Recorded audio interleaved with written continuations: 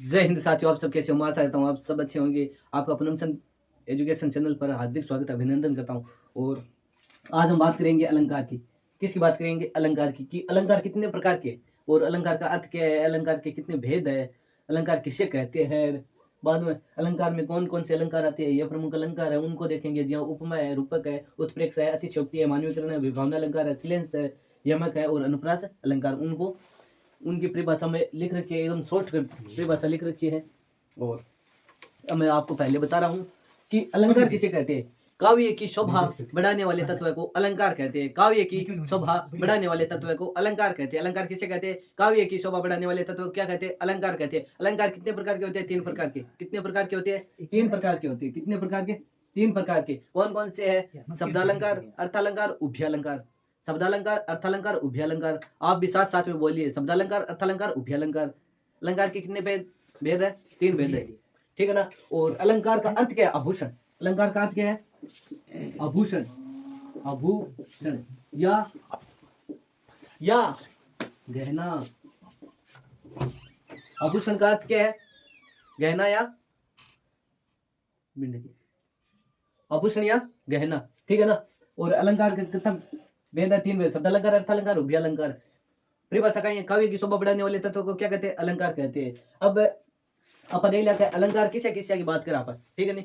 अलंकार की किसे किसे की बात करा। पहले उपमा दे लिया। जब पंक्ति में योजक चिन्ह आए, जब पंक्ति में क्या आए? योजक चिन्ह आए और शब्द सा सी से सम आए। शब्द सा सी से सम आए।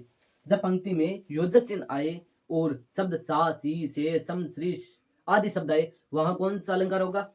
कौन सा होगा? उपमा अलंकार। जैसे मैं आपको एक उदाहरण देता हूँ। मुख चंद्रमा सा सुंदर है। मुख चंद्रमा सा सुंदर है। मुख क्या है? चंद्रमा सा सुंदर है। तो योजक चिन्ह जैसे देखो, पहले मैं लिख देता हूँ। मुख है चंद्रमा सा सुंदर है। क्या आ गया? सुंदर है। मुख चंद्रमा सा सुंदर है। योजक चिन्ह के बाद में क्या आ गया? सा। ऐसे अगर आपको देखने को मिल जाए तो वहां पर उपमा अलंकार कर देना, ठीक है ना। और फिर है रूपक अलंकार। कौन सा? रूपक। रूपक में क्या होगा? जब पंक्ति में योजक चिन्ह आए और शब्द सा सी से श्री सम नहीं आए, शब्द सा सी से श्री नहीं आए, वहां कौन सा हो जाएगा? रूपक। जैसे आप पहले उनको देख लीजिए, इस स्क्रीन शॉट ले लीजिए, फिर देखते हैं। जब पंक्ति में योजक चिन्ह आए, शब्द सा सी से श्री सम नहीं आए, तो कौन सा अलंकार हो जाएगा? रूपक अलंकार। कौन सा? रूपक। जी हाँ, देखो हमें एक उदाहरण दे। जी हाँ, रूपक अलंकार को उदाहरण, रूपक अलंकार का उदाहरण है, मैया मैं तो चंद्र खिलौना ले हूं। मैया मैं तो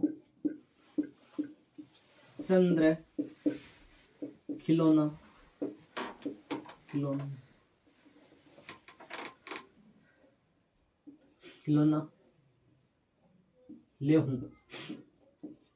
मैया मैं तो चंद्र खिलौना ले हूं। अब देखो, योजक चिन्ह के बाद में शब्द सा सी नहीं आएंगे। और मैं आपको दूसरा भी उदाहरण बता देता हूं। अब मैं लिखूंगा नहीं, उदाहरण केवल बताऊंगा। मैं लिखूंगा नहीं, बताऊंगा केवल, क्योंकि वीडियो बाद में ज्यादा बड़ा हो जाएगा और आपके भी पेपर पर नजदीक है। जी हाँ, देख लियोगे। मैया मैं चंद्र खिलौना ले हूं, यह उदाहरण किसका है? रूपक का। और भी दे लियो। चरण चरण कमल कोमल सा, चरण कमल कोमल सा, सा उपमा, ठीक है। और रूपक कमल शब्द सा सी नहीं आएंगे, ठीक है ना। और अगला है उत्प्रेक्षा। जब पंक्ति में जनु हूं, मनु हूं, जनु, मनु, जान, यू, मानो आदि शब्द आए, वहां उत्प्रेक्षा अलंकार होगा। देख लीजिए कि जब पंक्ति में जनु हूं, मनु, जनु, मानु और जान, यू, मानो आदि शब्द आपको अगर मिल जाए तो वहां पर कौन सा अलंकार होगा? उत्प्रेक्षा अलंकार होगा। कौन सा अलंकार होगा? उत्प्रेक्षा अलंकार होगा। जैसे जनु बरसाता ऋतु प्रकट बढ़ाई। जनु बरसाता ऋतु प्रकट बढ़ाई। जनु क्या आ गया? क्या आ गया? जनु। अब मैं आपको दूसरा उदाहरण दे देता हूं। और नेत्र मानो कमल के समान है। मैं क्या बोल रहा हूं? नेत्र मानो कमल के समान है। किसके समान है? नेत्र के समान। नेत्र मानो, क्या आ गया, मानो आ गया। अब तो ये अगर इन शब्दों में से अगर आपको कहीं भी दिख जाए जनु मनु जनु मनु जान इव मानो आदि शब्द दिख जाए तो कौन सा अलंकार होगा, कौन सा अलंकार होगा, उत्प्रेक्ष अलंकार होगा। कौन सा अलंकार होगा, उत्प्रेक्ष अलंकार। बाद में अतिशयोक्ति अलंकार, जब पंक्ति में वर्ण या स्थिति का वर्ण बढ़ा चढ़ाकर किया जाए, यानी अतिशयोक्ति अलंकार में जब पंक्ति में वर्ण या स्थिति का बढ़ा चढ़ाकर क्या किया जाए, वर्णन किया जाए, उसे क्या कहते हैं, क्या कहते हैं उसको, अतिशयोक्ति अलंकार। कौन सा अलंकार होगा, अतिशयोक्ति। यानी जब वर्ण या स्थिति का बढ़ा चढ़ाकर बताया जाए और भी जो भी है बढ़ा चढ़ाकर वर्णन किया जाए, उसे क्या कहते हैं, अतिशयोक्ति अलंकार कहते हैं। ठीक है, अतिशयोक्ति अलंकार का उदाहरण दे लो। आगे नदी पड़ी अपार, राणा ने सोचा उस पार, तब चेतक था उस पार। यानी पंक्ति में बढ़ा चढ़ाकर वर्णन किया गया है।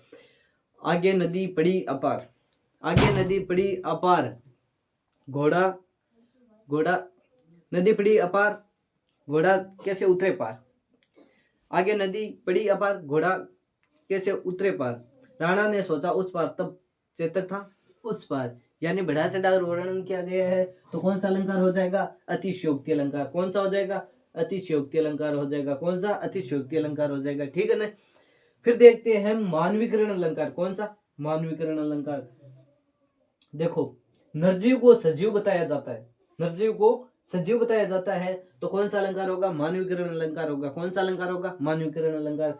और देख लीजिए कि निर्जीव को सजीव बताया जाता है तो मानवीकरण अलंकार होगा। कौन सा अलंकार होगा, मानवीकरण अलंकार होगा। मानवीकरण अलंकार के उदाहरण देखो, फूल हंसे कलियां मुस्कुराई, फूल हंसे कलियां मुस्कुराई, और सागर के उर पर नाच नाच कर करती है लहरें मधुर गान। और फिर से देख लीजिए, फूल हंसे कलियां मुस्कुराई। अगर आपको उदाहरण में सीधा सा पूछ लिया जाए कि इस उदाहरण में कौन सा अलंकार है, तो कौन सा हो जाएगा, मानवीकरण अलंकार। ठीक है। विभावना अलंकार, बिना कारण के सब कुछ हो जाता है, तो वहां पर कौन सा अलंकार होगा, विभावना अलंकार। बिना कारण के सब कुछ हो जाना, विभावना अलंकार होगा। ठीक है। विभावना अलंकार के उदाहरण देख लीजिए, बिनु पग चले और बिनु का ना सुने, बिनु पग चले बिनु का ना सुने। ठीक है, ये किसका अलंकार है, विभावना का। किसका है, विभावना का। और अब देख लीजिए श्लेष अलंकार। कौन सा अलंकार देखना है अब, श्लेष अलंकार। कौन सा, श्लेष अलंकार। श्लेष अलंकार में एक शब्द के क्या होंगे, अनेक अर्थ होंगे। क्या होंगे, एक शब्द के अनेक अर्थ होंगे। वहां पर कौन सा अलंकार होगा, श्लेष अलंकार। कौन सा होगा, श्लेष अलंकार। अब देखो श्लेष अलंकार को उदाहरण देखो, रहीमन पानी राखिए बिन पानी सब सून, पानी गए ना उबरे मोती मानस चून। रहीमन पानी राखिए बिन पानी सब सून, पानी गए ना उबरे मोती मानस चून। इसमें कौन सा अलंकार है, कौन सा अलंकार है, श्लेष अलंकार। कौन सा अलंकार है, श्लेष अलंकार। एक ही शब्द के अनेक अनेक अर्थ निकल रहे हैं। ठीक है। अब देखो यमक अलंकार, शब्द एक से अधिक बार आए और अर्थ अनेक हो।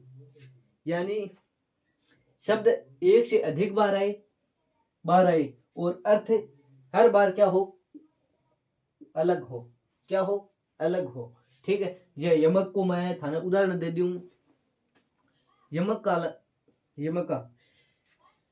कनन कनन कनक कनक ते सो गुन्नी, कनक कनक ते सो गुन्नी। मादकता अधिकाई, कनक कनक ते सो गुनी मादकता वो खाई बोराई ने। ये तो नहीं, दूसरा बता देता हूं। यमक का, हाँ, काली घटा का घमंड घटा, काली घटा का घमंड घटा। कौन सा अलंकार है, काली घटा का घमंड घटा। इसमें कौन सा अलंकार है, यमक अलंकार। अनुप्रास अलंकार देखिए, वर्ण की आवृत्ति क्या हो, बार बार हो, वर्ण की आवृत्ति बार बार हो। और यमक में क्या होता है कि वर्ण की आवृत्ति तो बार बार होती है, पर शब्द होते हैं, वर्ण होते हैं उनके अलग अलग अर्थ होते हैं उन, और अनुप्रास का अलग अलग अर्थ नहीं होता है, ठीक है ना। वर्ण की आवृत्ति क्या हो, बार बार हो, क्या हो, वर्ण की आवृत्ति क्या हो, बार बार हो, क्या हो, बार बार। जी हाँ, थाने अनुप्रास है नहीं। हाँ, अनुप्रास को एक उदाहरण दे दू। चारों चंद्र की चंचल किरणें खेल रही है जल थल में। चारों चंचल किरणें खेल रही है जल थल में। कौन सा अलंकार होगा, अनुप्रास अलंकार। कागो कुगो धन हरे कोयल कागो देई, मीठा शब्द सुनाए के जग अपनो हरि ले। कौन सा अलंकार होगा, अनुप्रास अलंकार। कौन सा होगा, अनुप्रास अलंकार होगा। कौन सा अलंकार होगा, अनुप्रास अलंकार होगा। यानी वर्ण की आवृत्ति क्या हो रही है, बार बार। कागो कागो धन हरे, यानी कागो कागो। कौन सा अलंकार है, दो बार कागो कागो आ गया, पर एक ही अर्थ है, दोनों शब्दों का क्या है, एक ही अर्थ है, ठीक है। और यमक अलंकार का मैंने एक उदाहरण और दे लेगा। तनु सूट सूट करता, तनु सूट सूट करता, इसमें कौन सा अलंकार होगा, तनु सूट सूट करता, इसमें यमक अलंकार होगा। यानी तनु सूट सूट करता, एक सूट का तो अर्थ हो गया पहनने वाला, एक सूट यानी अच्छा, ठीक है।